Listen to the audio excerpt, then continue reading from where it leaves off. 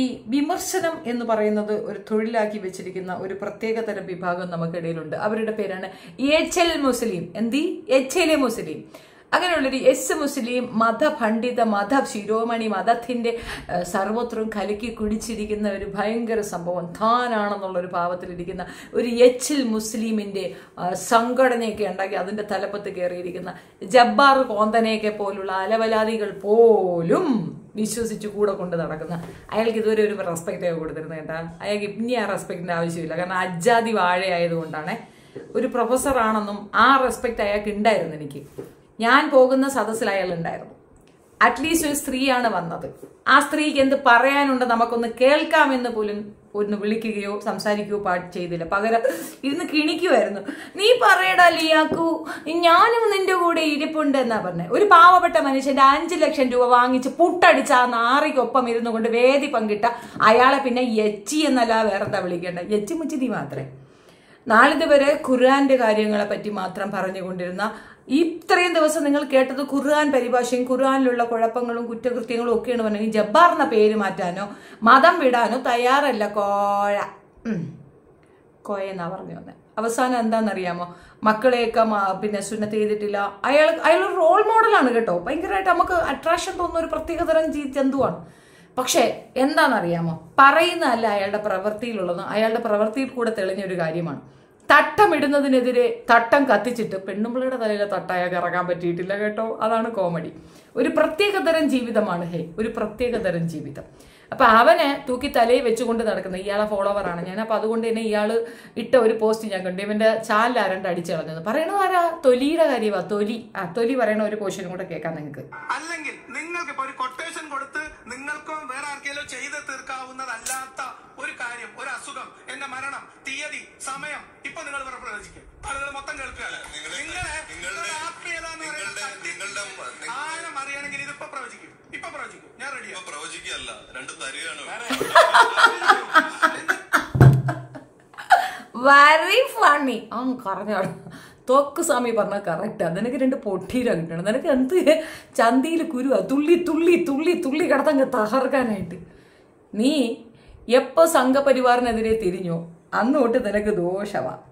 ഇവന്മാര് നിന്നെ തീർക്കോളിയാ. നിനക്കത് കിട്ടണം. എന്തുകൊണ്ടെന്നറിയാമോ?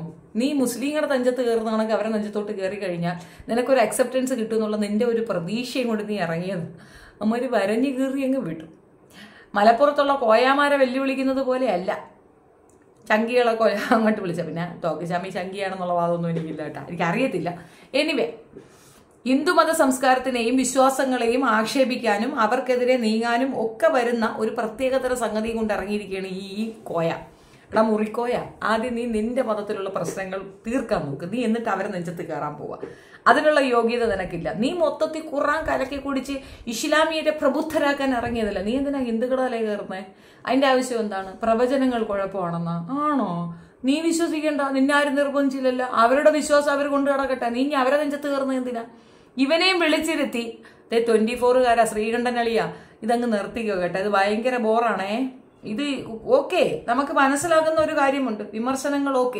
വിമർശനങ്ങൾ അത്യാവശ്യം കാര്യപ്രസക്തമായ കാര്യങ്ങൾ, ശാസ്ത്രാവബോധം, ഇതൊക്കെ ഓക്കെ. പക്ഷെ അത് പറയാൻ യോഗ്യതയുള്ള മനുഷ്യരുണ്ടാകും. ഇവനെ പോലെ പണത്തിന് വേണ്ടി ഏത് എക്സ്ട്രീമിലും പോകുന്ന വൃത്തികെട്ടവന്മാരെ വെച്ചിട്ട് നിങ്ങൾ ചർച്ചയ്ക്ക് ഇറങ്ങരുത്. എന്തുകൊണ്ടെന്നറിയാമോ? 5 ലക്ഷം രൂപ ഒരു പാവപ്പെട്ട മനുഷ്യന്റെ, അയാള് പത്രസമ്മേളനം നടത്തി അത്രയും തെളിവുകൾ വെച്ചു, അത്രയും ബുദ്ധിമുട്ട് അനുഭവിച്ച് ജീവിക്കുന്ന സാധാരണ മനുഷ്യന്റെ 5 ലക്ഷം രൂപ അടിച്ചു മാറ്റിയതാണ്. അടിച്ചു മാറ്റി എന്തിന്റെ അടിസ്ഥാനത്തിൽ കൊടുക്കാനുള്ളതാണോ? ഒന്നുമല്ല. നമുക്കൊരു ഡിബേറ്റ് വെക്കണം. ആ ഡിബേറ്റിൽ കൂടെ ഇസ്ലാമിന്റെ എല്ലാ കള്ളത്തരങ്ങളും ഞാൻ പൊളിച്ചെടുക്കും, ഞാൻ അങ്ങനെ ചെയ്യും, വാഴ ചെയ്യും, തേങ്ങ ചെയ്യും എന്നൊക്കെ പറഞ്ഞൊരു വൃത്തികെട്ടവനാണ്. ആ പൈസ തിരിച്ചു കൊടുക്കാൻ വേണ്ടി എത്ര പേര് ഇടപെട്ടു എന്നറിയാമോ? ഞാൻ ഇടപെട്ടപ്പോൾ ഞാൻ പിന്നെ കേസ് കൊടുത്തേ വിട്ടുള്ളൂ, അതേ നടക്കുള്ളൂ. ആ മനുഷ്യന് കേസിന് പോകാനുള്ള ഒരു പാങ്ങില്ലാത്തത് കൊണ്ട് ആ പാവപ്പെട്ടവർ അതിൽ നിന്ന് പിന്തിരിഞ്ഞു. പക്ഷേ എന്നാലും ധാർമ്മികത എന്ന് പറയുന്ന ഒരു സാധനമില്ലേ? ഒരാളുടെ പണം അടിച്ചു മാറ്റി അണ്ണാക്കി കൊണ്ടുവച്ചിട്ട് അവന്റെ വാർത്താൻ അവനെ വിളിച്ചിരുത്തി പറയാം, നീയും ഇത് തന്നെയാണോടാ നായരെ, ശ്രീകണ്ഠൻ നായരെ? നാണയില്ലേ നിനക്ക്? അവനെന്ത് പറയുമെന്നാണ്? ഇപ്പൊ നമ്മള് ഹിന്ദു കമ്മ്യൂണിറ്റി മാത്രമല്ല. ഇപ്പൊ ഞാൻ വീട് വെച്ച സമയത്ത് ഞാൻ വാസ്തു നോക്കിയാ ചെയ്തത്. ഞാൻ വാസ്തു നോക്കി തന്നെ ചെയ്യാറുള്ളൂ. അതിനകത്ത് എനിക്ക് ഒരു നാണക്കേടുമില്ല. വാസ്തു നോക്കിയേ ചെയ്യാറുള്ളൂ. പറ്റുമെങ്കിൽ ഗണപതി ഹോമം നടത്തും, അതൊക്കെ ചെയ്യാറുണ്ട്. വണ്ടി വാങ്ങുമ്പോഴത്തേക്ക് ഗണപതി കോവിലിൽ കൊണ്ടുവച്ച് പൂജിക്കാറുമുണ്ട്, പള്ളിയിൽ കൊണ്ടുപോയി വെഞ്ചരിക്കാറുമുണ്ട്. എല്ലാം ചെയ്യാറുണ്ട്. അതൊക്കെ ഓരോരുത്തരുടെ വിശ്വാസമാണ്. അതിൽ കയറി ചൊറിയണ്ട. നിനക്കൊക്കെ ചെയ്യാമെങ്കിൽ നീയൊക്കെ ചെയ്യണ്ട, അത്ര തന്നെ. ചെയ്യുന്നവരങ്ങ് ചെയ്തുകൊണ്ട് പോട്ടെന്ന്. അവരൊക്കെ കുറെ തിരുത്തൽവാദികൾ വന്നിരിക്കുന്നു. അന്ധവിശ്വാസങ്ങൾ അതിനെതിരെ പിടിക്കണം. ഇപ്പൊ ബലി കൊടുക്കുക, അത്തരം ചടങ്ങുകൾ മനുഷ്യ കുലത്തിന് ദോഷമായിട്ടുള്ള കാര്യങ്ങളാണ്. കൊച്ചുമക്കളെ ബലി കൊടുക്കുക ഇത്യാദി കാര്യങ്ങൾ അതെല്ലാത്തിലും ഉണ്ട്, എല്ലാത്തിലും ഉണ്ട്. ബക്രീദ് ആഘോഷിക്കുന്ന കുട്ടികളുടെ ബലിക്ക് സമാനമായിട്ടുള്ള മൃഗത്തിനെ കൊടുക്കുന്നു എന്നുള്ളതാണ്. അതൊരു ബലി ചടങ്ങ് തന്നെയാണ്. അതേപോലെ ക്രൈസ്തവർ ചെയ്യുന്നുണ്ട്. ഇപ്പൊ കണ്ടില്ലേ ആ ഭാഗത്ത് ഇപ്പൊ വെളിയിലേക്ക് വരുന്ന ന്യൂസ് എന്താണ്? പൊടി മക്കളെ കൊണ്ടുവന്ന് അവരുടെ മാംസം കുക്ക് ചെയ്ത് കൊടുക്കുന്നു എന്ന് അറിയുന്നേ. മോദി ഉൾപ്പെടെ തൂങ്ങുന്ന കേസ് അവിടെ നടക്കുന്നുണ്ട്. ഹിന്ദുക്കളും ചെയ്യുന്നുണ്ട് ഇല്ലേ? കൊച്ചുകുട്ടികൾ അവർക്ക്, അതുകൊണ്ടാണ് അവർക്ക് ബലി നിരോധിച്ചിരിക്കുന്നത്. അപ്പൊ ഇത് ചെയ്യുന്നുണ്ട്. അത് പ്രാകൃതമാണ്. ആ പ്രാകൃതമായ രീതികൾക്കെതിരെ നമ്മൾ ശക്തമായി നിൽക്കണം. അല്ലാതെ ഒരാളുടെ വിശ്വാസത്തിൽ കയറി കളിക്കണ എന്തിനാ? ഇങ്ങനെയാണെങ്കിൽ വീട്ടിനകത്ത് അമ്പലം വയ്ക്കാനോ അല്ലെങ്കിൽ എന്തെങ്കിലും പൂജാമുറി വെക്കാൻ പോലും നീയൊക്കെ സമ്മതിക്കൂലല്ലോ. ഓരോരുത്തരുടെ വിശ്വാസമല്ലേ, അവർ വിശ്വസിക്കട്ടെന്ന്. ഞാൻ എൻ്റെ മക്കൾക്ക് ജാതകം എഴുതിയിട്ടുണ്ടല്ലോ. ഏകദേശം ജാതകത്തിന്റെ പ്രകാരം തന്നെ പലതും നടന്നിട്ടുമുണ്ട്. അത് പ്രവചനമല്ലേ. അതുകൊണ്ടെന്താ, അത് പറ്റിക്കുകയാണെങ്കിൽ ഓക്കെ. ആളുകളെ പറ്റിക്കുന്ന കള്ളന്മാരായ ചാമിമാർ ആസാമിമാരുണ്ടെങ്കിൽ പറയാം. അല്ലാതെ ഇങ്ങനെ പറയാക്കത്തില്ല അങ്ങനെ പറയാക്കത്തില്ല എന്ന് പറയുന്നത് ശുദ്ധ അസംബന്ധം ആണ്. അത് തന്തയില്ലാഴികയാണ്. ഈ പറയുന്ന WCM കൊണ്ട് നീ അവിടെ പോയിരുന്ന് വർത്തമാനം പറയുമ്പോൾ ഈ പറയുന്ന WCക്ക് യാതൊരു ശാസ്ത്രാവബോധവും ഇല്ല. ശാസ്ത്രീയമായി യാതൊരു കാര്യവും അറിയത്തില്ല. ആദ്യം ശാസ്ത്രാവബോധം അങ്ങോട്ട് പഠിപ്പിച്ചു കൊടുക്കാനാണ് ഇന്ന് ജബ്ബാർ എണ്ണൻ. ഇപ്പൊ അങ്ങേർക്ക് ഖുർആൻ പറഞ്ഞപ്പോഴാണ് റീച്ച് കിട്ടുന്നത്. റീച്ച് കിട്ടുക, അക്സെപ്റ്റൻസ് കിട്ടുക, വേദികൾ കിട്ടുക എന്നുള്ളതാണ്. അടിയും കിട്ടുന്നുണ്ട്. ഇനി ഈ വയസ്സുകാലത്ത് അടി ഉണ്ടെങ്കിൽ ചത്തുപോകും. ഇവന്മാർ അതിനേക്കാൾ വലിയ ക്രിമിനൽ ആണെന്ന് ഞാൻ അന്ന് ആ പ്രോഗ്രാം പാർട്ടിസിപ്പേറ്റ് ചെയ്യുമ്പോൾ നിങ്ങൾ കണ്ടതാണ്. കണ്ടായിരുന്നോ? ഞാൻ തനിച്ചേ ഉള്ളൂ.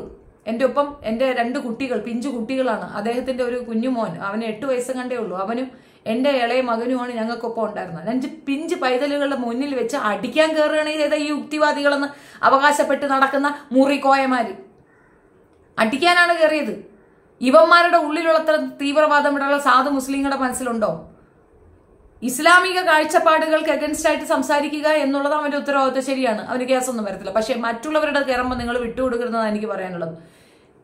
തുറന്ന് പറയാം, ഞാൻ പറയുന്നതിൽ എതിർപ്പുണ്ടെങ്കിൽ മുസ്ലിം സഹോദരങ്ങൾ ഇവിടെ വന്ന് കമന്റ് ഇടണം. നമുക്ക് രാവിലെ അമ്പലത്തിലെ പാട്ട് കേൾക്കുന്ന ഇഷ്ടമില്ലാത്ത എത്ര പേരുണ്ട്?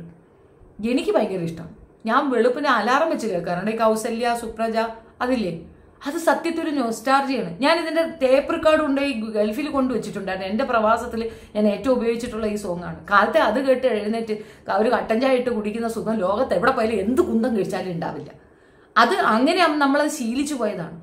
ഉത്സവം വന്നാൽ നമുക്കത് ഭയങ്കര ആഘോഷമല്ലേ. ഉത്സവത്തിന് വീട്ടിൽ വന്ന് പൈസ പിരിച്ചില്ലേ നമ്മൾ വഴക്കുണ്ടാക്കും. നമ്മളും കൂടെ കൊടുക്കും, നമുക്കും പോകണം. ഉത്സവങ്ങൾ ആഘോഷം നമുക്കും അല്ലേ. എല്ലാം ചേർന്ന് മതമൈത്രിയായി നിൽക്കുന്ന ഒരു നാട്ടില് ഈ മതസൗഹാർദ്ദം നശിപ്പിക്കാൻ വേണ്ടിയിട്ട് ഇത്തരം പോഷകത്തരങ്ങളും കൊണ്ടിറക്കുന്ന ഇത്തരം ചെറ്റകളെ കല്ലെറിഞ്ഞ് തീർക്കണമെന്നാണ് എനിക്ക് പറയാനുള്ളത്. രണ്ടാമത്തെ കാര്യം ഓർത്ത് നോക്കിയാൽ, ആ പാവപ്പെട്ട മനുഷ്യന്റെ 5 ലക്ഷം രൂപ തട്ടിയെടുത്ത് ആ കാര്യം പറഞ്ഞാൽ എനിക്കെതിരെ കൊണ്ടുപോയി കേസ് കൊടുത്തിരിക്കുക. എന്തിനി? പൈസ നീ തട്ടിയെടുത്തില്ലേ? ആ മനുഷ്യ ഇവിടെ ഒന്ന് സാക്ഷി പറയത്തില്ലേ? എന്ത് വാഴയാണെന്ന് ആലോചിച്ച് നോക്കിയാണ്. ഇവനെന്തൊരു അഭിമാനക്ഷത ഉണ്ടായിരുന്നു. ഇവൻ എന്നെ വിളിച്ചതെറിക്കോ? ഇങ്ങോട്ട് തെറി വിളിക്കുക, അങ്ങോട്ട് വിളിച്ചാൽ കുഴപ്പമാണോ? അതെന്തടിസ്ഥാനത്തിലാണ്? വാഴത്തോരൻ ചാനലിൽ പോയപ്പോ മോങ്ങിക്കൊണ്ടിരുന്നോണ്ട് നിലവിളിക്കുന്നുണ്ട്, അയ്യോ എന്റെ ചാനല് പോയേ, എന്റെ ചാനല് പോയി. ആംബിയറോടെ നീ പുതിയ തുടങ്ങ്, അതല്ലേ അതിന്റെ ഒരു സുഖം. ഉടനെ ജബ്ബാർ അളിയൻ പോസ്റ്റ് ഇടുന്നുണ്ടേ, ഞങ്ങളുടെയും ചാനലൊക്കെ പോയിട്ടുണ്ടേ, ഞങ്ങൾ ആരെയും കൊണ്ട് പോസ്റ്റ് ഒന്നും ഇടാൻ നോക്കിയില്ല.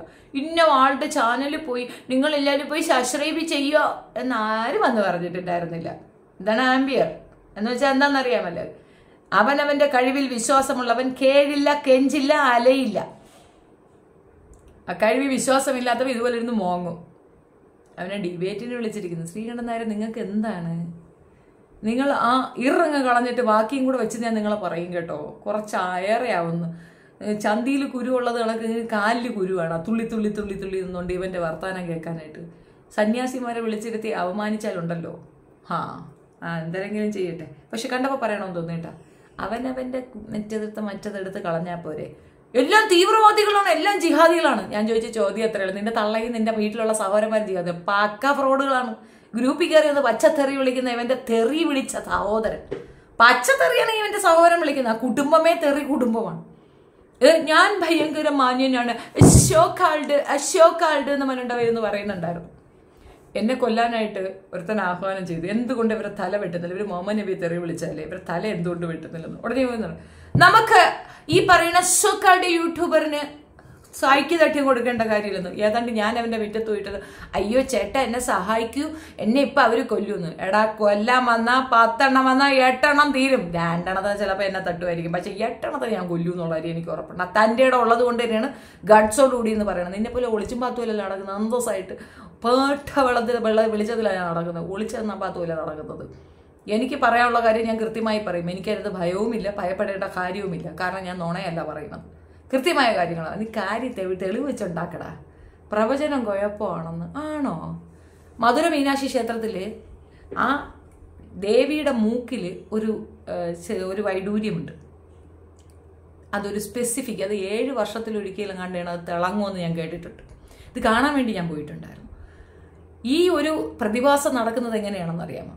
അതായത് ഈ ഒരു ഭൂമിയുടെ ഈ ഒരു കറങ്ങലും ഭ്രമണപഥവും അതിനോട് റിലേറ്റ് ചെയ്തിട്ട് ഒരു പ്രത്യേക നക്ഷത്രം ഇന്ന ഒരു സ്പോട്ടിൽ ഇത്ര വർഷത്തിൽ വരുമെന്ന് കൃത്യമായി ധാരണയുള്ള ഒരാളാണ് അത് ഫിക്സ് ചെയ്തതെന്ന അവിടുത്തെ ഐതിഹ്യം പറയണത്. കറക്റ്റ് എനിക്കറിയത്തില്ല, പക്ഷെ സംഗതി സത്യമാ. അതിൻ്റെ ഒരു പോർഷനിൽ ഒരു ചെറിയ ഗ്യാപ്പ് ഇട്ടിട്ടുണ്ട്. ആ ഗ്യാപ്പിൽ കൂടെ വരുന്ന വെട്ടം ഡയറക്റ്റ് വന്ന് ഈ മൂക്കൂത്തിയിലിടിക്കും. ഇതിൽ കൂടെ ഒരു വല്ലാത്തൊരു പ്രഭ അവിടെ ഇങ്ങനെ പരവും. എന്താ കേൾക്കുന്നത്? കേട്ടറിവേ എനിക്കുള്ളൂ കേട്ടോ, ഞാൻ കണ്ടിട്ടില്ല. അങ്ങനെ നമ്മളുടെ ഇവിടുത്തെ മിക്കവാറും ഉള്ള ക്ഷേത്രങ്ങളിലൊക്കെ പോയി നോക്കിക്കഴിഞ്ഞാൽ ഇമാതിരി കുറേ അധികം കാര്യങ്ങൾ നമുക്ക് മനസ്സിലാക്കാൻ പറ്റും. സപ്തസ്വരങ്ങൾ കേൾക്കുന്ന ഒരു കൽമണ്ഡപമുണ്ട് ഇവിടെ അനന്തപത്മനാഭ ക്ഷേത്രത്തിൽ. പോയ സപ്തസ്വരങ്ങൾ കേൾക്കും. അതായത് സാരി ഗ മ പ ദ നീ സ കേൾക്കും. ഓരോ കല്ലിനും ഓരോ താളമാണ്. അതൊക്കെ എങ്ങനെയാണ് ഉണ്ടാക്കുന്നത്? അതൊരു കഴിവാണ്. അതും പ്രവചനമായിട്ട് എന്ത് ബന്ധമെന്ന് ചോദിച്ചു കഴിഞ്ഞാൽ അതൊരു കഴിവാണെന്നാണ് ഞാൻ പറഞ്ഞത്. ഒരാൾക്കൊന്ന് പ്രവചിക്കാൻ പറ്റുന്നതും പ്രെഡിക്റ്റ് ചെയ്യാൻ പറ്റുന്നതും ഒക്കെ കഴിവുകളാണ്. അത് ചിലപ്പം നീണ്ട തപസ്യകൾ കൊണ്ട്, അല്ലെങ്കിൽ അത്രയും കാലത്തെ എഫർട്ട് കൊണ്ട്, അതൊക്കെ കൊണ്ടാണ്, പഠനങ്ങൾ കൊണ്ടാണ്, ജ്ഞാനം കൊണ്ടാണ്.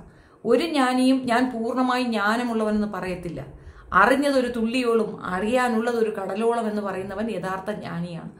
അങ്ങനെയുള്ള മനുഷ്യരെ അവിടെ വിളിച്ചിരുത്തി കോക്കറക്കൊള്ളി കൊസറക്കൊള്ളി വർത്താനം പറയാൻ ഇറങ്ങിയിരിക്കുകയാണ്. നീ ഉസ്താക്കന്മാരെ തലയിൽ കയറുക, അവരാകുമ്പോൾ കേൾക്കും. കാത്തില മയ്യത്തൂന അൽ ഫതലൂന അൽ കിണക്കലൂന എന്ന് പറഞ്ഞുകൊണ്ടിരുന്നോട്ട് അങ്ങോട്ട് ചെല്ലി അവരെ തലയിൽ കയറും. നീ ഹിന്ദുക്കളെ തലയിൽ കയറാനായിട്ട് വാനങ്ങോട്ട് കയറേണ്ട. ഒരു സ്വതന്ത്ര ചിന്തകൻ, സ്വതന്ത്ര ചിന്തയിൽ ആളുകളുടെ പണം ഒട്ടിക്കാൻ പറഞ്ഞിട്ടുണ്ടോ? 5 ലക്ഷം രൂപ ഡിബേറ്റ് നടത്താതെ ആ പാവപ്പെട്ട മനുഷ്യന്റെ പൈസ അടിച്ചു മാറ്റിയവനാണ് നീ. നിന്നെ ഐക്യ കണ്ടേന കേരളത്തിലെ ജനങ്ങളാണ് നേരിടേണ്ടിയിരുന്നത്. എനിക്കറിയത്തില്ല എന്തുകൊണ്ട് അവർ മൗനമായിരിക്കില്ല. ചിലപ്പം വിശ്വസിക്കുന്നുണ്ടാകത്തില്ല. അയാൾ കൊടുത്തു എന്നാ പറയണേ. ഒരാൾക്ക് കൊടുത്തതെങ്കിൽ അയാൾക്ക് താല്പര്യമില്ലേ തിരിച്ചു കൊടുറാ പൈസയല്ലേ നീ വാങ്ങിച്ചെടുത്ത. നാണുണ്ടടാ നക്കി തിന്നവനെ. വല്ലവന്റെയും പൈസ അടിച്ചു മാറ്റി നക്കി തിന്നിട്ട് അവൻ വന്ന് വർത്താനം പറയണം. ഇവനെ പിടിച്ച് അവിടെ ഇരുത്തിയത് ശ്രീകണ്ഠൻ നായരുടെ കയ്യിൽ നിന്ന് ഈ 5 ലക്ഷം രൂപ വാങ്ങിച്ച ആ പാവപ്പെട്ട മനുഷ്യന് കൊടുക്കണം. അന്നത്തെ വാർത്താ ചാനലുകൾ ആദ്യമായിട്ട് യുക്തിവാദികൾക്കെതിരെ മൊത്തം യുക്തിവാദികളെ അപമാനിക്കുന്ന തരത്തിലുള്ള ഒരു ഇൻസിഡന്റാണ് ഈ നടക്കുന്നത്. അവനെ തൂക്കിക്കൊണ്ട് കിടന്ന ഒരു യുക്തിവാദിയാണെന്ന് പറഞ്ഞു. അവൻ എന്ത് യുക്തിഭദ്രമായ ചിന്തകളുള്ളവൻ യുക്തിവാദി. ശരി, ഈ ജബ്ബാർ മാഷ് എത്ര മനുഷ്യരെ പറ്റിച്ച് പണം വാങ്ങിച്ചിട്ടുണ്ട്? ഇനിയിപ്പോൾ നമ്മുടെ നേരെ വരണം, നമ്മൾ പണം വാങ്ങിച്ച് പറ്റിച്ച് നമ്മളൊക്കെ പറ്റിക്കുക. നമ്മളതിന് യുക്തിവാദികളല്ലല്ലോ, നമുക്ക് അങ്ങനത്തെ പരിപാടിയൊന്നുമില്ല. കടമാണോ വാങ്ങിയ? അല്ല.